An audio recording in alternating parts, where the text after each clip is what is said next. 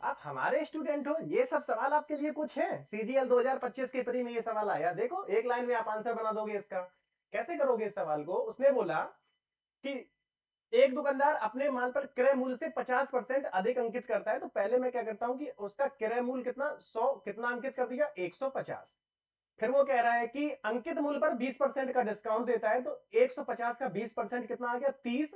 तो 30 रुपए का डिस्काउंट दे देगा तो कितना बचा 120। अब वो कह रहा है कि वह इसके अतिरिक्त 120 रुपए की नगद छूट भी देता है।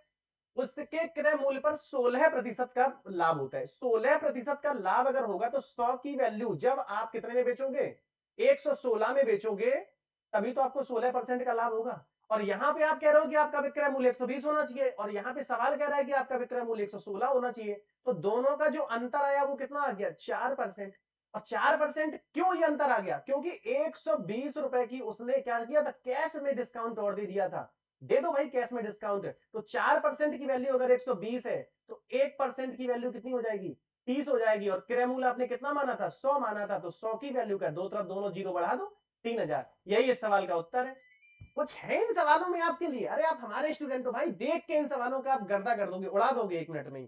ठीक है, समझ में आया? मजा आया? ठोको फिर लाइक करो, शेयर दोस्तों के साथ, चैनल को सब्सक्राइब कर लो।